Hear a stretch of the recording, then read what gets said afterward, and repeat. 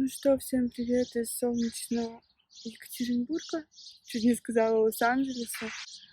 И сегодня я хочу поговорить с вами о своих любимых 3 городах, в которые я всегда готова переехать. Вот просто сейчас собрать вещи и уехать жить туда, которые я считаю наиболее комфортными для жизни и с которыми связаны теплые воспоминания, истории моих творческих вдохновленных моментов, каких-то инсайтов, которые меня посещали. Об этом я хочу рассказать. Конечно, это будет не только Европа, хотя в основном это все-таки Европа. Я фанат европейских стран и городов, но только конкретных. А каких именно, я вам расскажу в предстоящих видео. Так что давайте поговорим с вами о моем топ-3 городов, конечно же, с личными историями.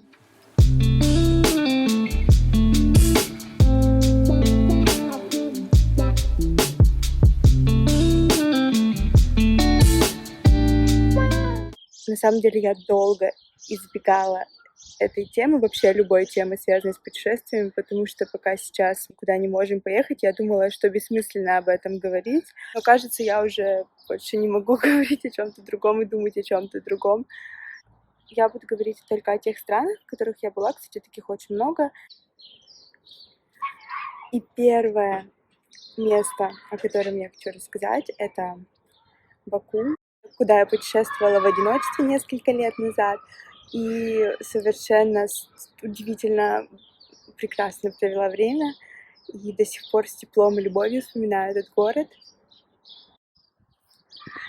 Я сейчас начну перебирать все фотографии и видео, конечно же, во все это погружусь и надеюсь, что подниму себе настроение, буду более вдохновленная на какие-то другие рабочие дела. И хочу, чтобы вам тоже передалось это настроение, чтобы вы тоже вспомнили, возможно, о каких-то своих любимых местах, где вам бы хотелось оказаться. И будем надеяться, что скоро мы действительно сможем туда поехать. Привет, на улице сильный ветер. Я кутаюсь как могу. Не взяла с собой теплых вещей. Но все очень красиво вокруг. Спокойно, воскресенье, вечер. Город светит огнями. Баку — это город в меру динамичный, в меру традиционный. Он не может оставить равнодушным, тем более, что там есть море. Все вместе дает очень яркие впечатления, тем более чувствуется, что в город вложены крупные средства, и это оставляет, еще раз говорю, неизгладимое впечатление. Что касается меня, я была там одна, без друзей и знакомых, я только слышала об этом городе самые лучшие отзывы и приехала совершенно спокойно, без каких-либо страхов, и совершенно об этом не пожалела.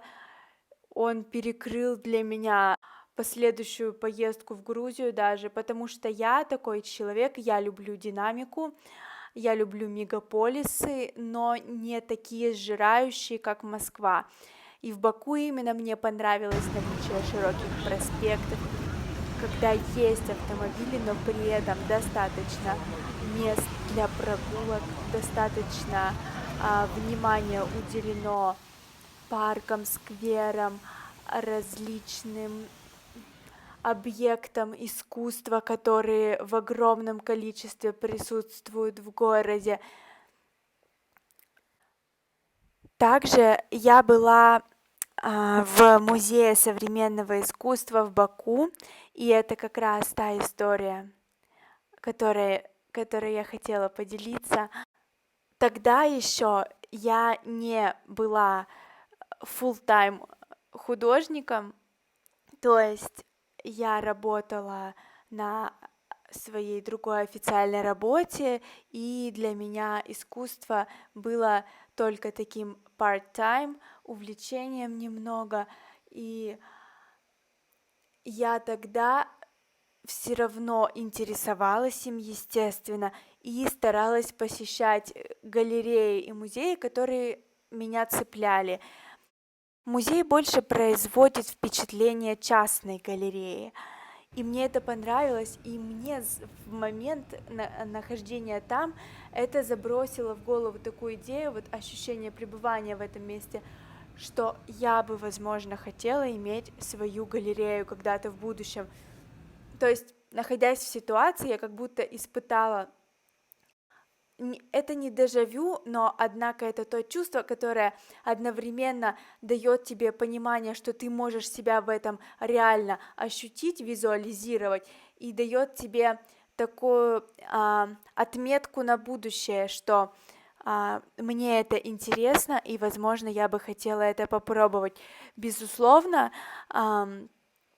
тогда для меня многие техники были совершенно незнакомыми, и я совершенно не представляла, как реализовать некоторые те проекты, которые реализовывают современные азербайджанские художники. И сейчас это, конечно же, не так, я сильно выросла сама, однако же тогда это было большое впечатление.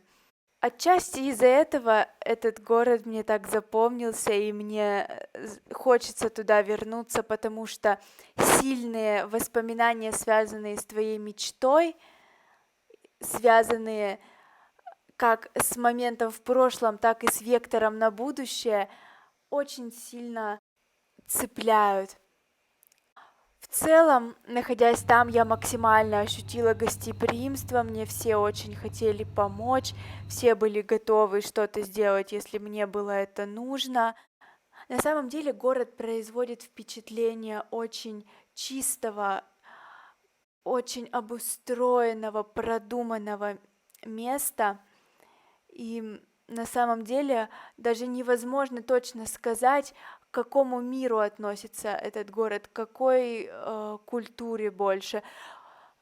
Что здесь много таких очень сильно традиционных и местных моментов. Есть и старый город, как это бывает.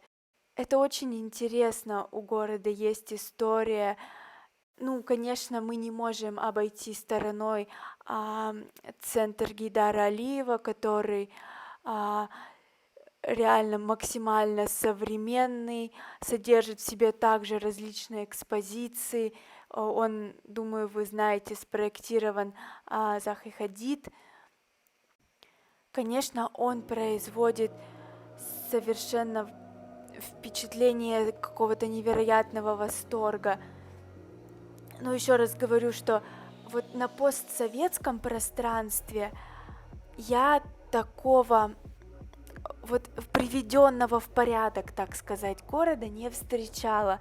То есть те критические моменты, те замечания, которые у меня были по отношению к Петербургу и Москве, здесь они не находили своего применения. Город не слишком большой, но это все-таки столица, и ты это чувствуешь. Это очень круто, опять же, для такого человека, как я, который просто без ума от мегаполисов и современных городов. То есть, получается, в Баку есть понемногу всего, но при этом это все создает целостный образ, совершенно приятный и теплый. Вот так бы я, наверное, охарактеризовала свое впечатление. Изначально я хотела сделать одно видео со всеми 3 городами, со всеми историями, но в итоге я подумала, что, наверное, лучше разбить на 3, пусть это будет, не знаю, мини-сериал, чтобы максимально насыщенно показать отдельно каждую атмосферу каждого отдельного места, и чтобы сделать, как всегда, как у меня это получается, ёмкие, информативные видео. Ну что, ребята, на этом все. Спасибо, что прогулялись сегодня со мной. Самое крутое, что есть в жизни, это возможность путешествовать. Конечно, есть США, куда я очень мечтаю поехать. На самом деле у нас дико тепло, и я реально себя чувствую так, как будто я переместилась с Урала куда-то в другое совершенно место.